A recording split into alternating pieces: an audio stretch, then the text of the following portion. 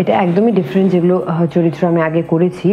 পরি বানো একজন মুসলিম মেয়ের চরিত্র আমি পোর্ট্রে করছি এই ফিল্মে। আমাকে ভালোবাসার কেউ ছিল না পারি, তারপর তুমি এলে, ভালোবাসা দিলে। দেখলে তোকে বদলায় দিন, বদলায় রাত, বদলায় ঘুম, সঙ্গে সময়।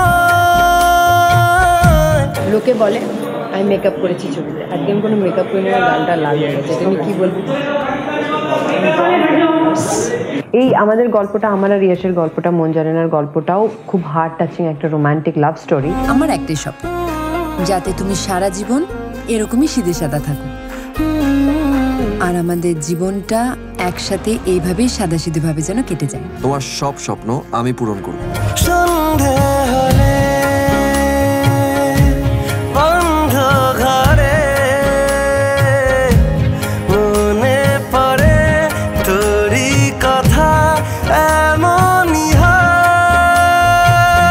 পরি বানো একজন অনাথ মেয়ে, যার বিয়ে হয় একজন ট্যাক্সি ড্রাইভারের সাথে, আর তারপরে কি করে পুরো মানে এরকম ঘটনা হয় দুজনের লাইফে যে মেয়েটা পুরোটাই ড্রাগ অ্যাডিকশনের দিকে চলে যায়। নেশা ওনার রক্তে ঢুকে গেছে। যারা এই ড্রাগসের চক্করে পড়ে না, তাদেরকে ভরসা করা যায় না। ও আমার রক্ষিতা না, আমার বউ।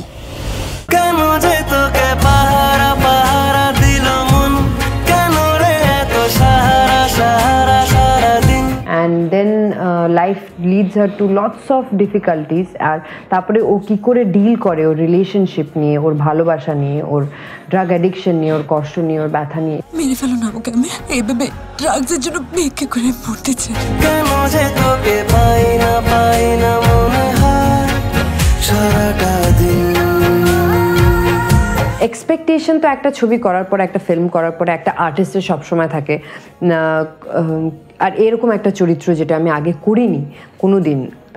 I had to go through mental trauma with this.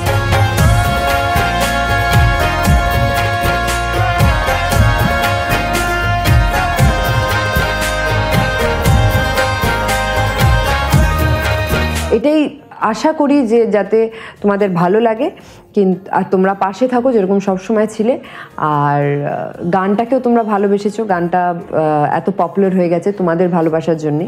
So ফিল্মটাও hopefully ভালো লাগবে। কেন যে তোকে পাই না